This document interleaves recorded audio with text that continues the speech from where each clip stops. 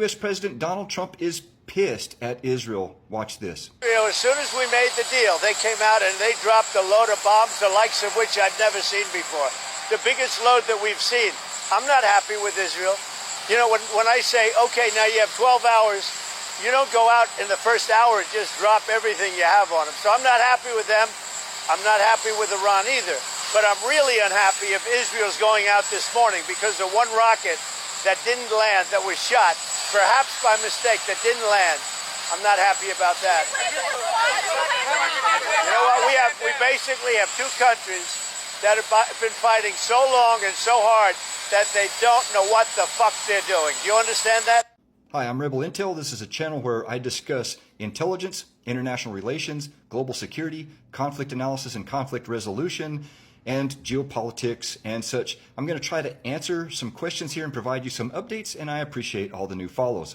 Trump warned Israel, quote, not to drop those bombs, and quote, if you do, it is a major violation, end quote. According to the Washington Post yesterday, senior Israeli intelligence officials used their cell phones to call senior Iranian officials on their cell phones just before Israel's initial strike, warning them you have 12 hours to escape with you and your wife and kids, or else you're on the list.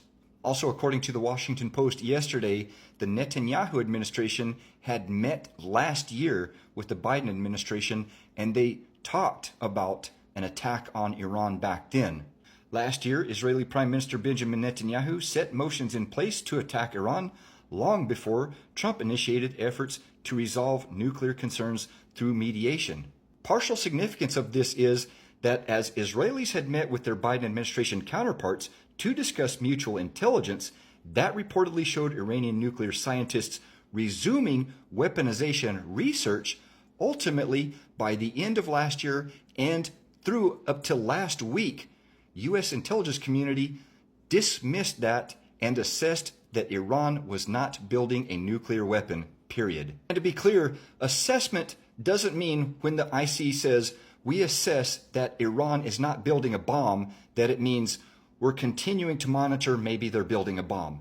It says in black and white, we assess, that is our ultimate final assessment. Iran is not building a bomb. Get it through your head. Also in the news today, once again, numerous Palestinians were slain by Israeli defense forces at a humanitarian relief site as they were awaiting food distribution.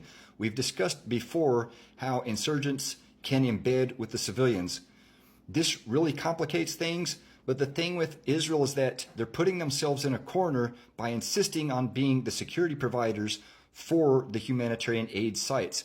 If they allowed somebody like the UN, it might complicate things for Israel, but they can still have their forces embedded elsewhere. They can continue to monitor and surveil through intelligence, surveillance, and reconnaissance.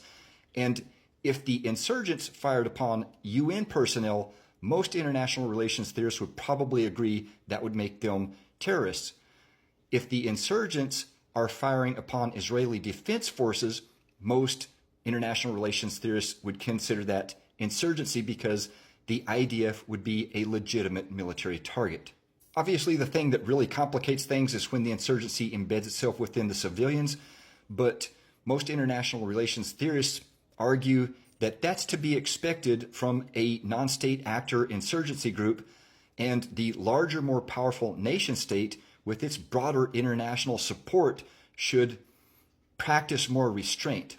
This is exactly what got America into trouble when they strayed from PAL doctrine post-Desert Storm and got offensive military forces such as Marines and Rangers involved in a peacekeeping and humanitarian mission in Somalia.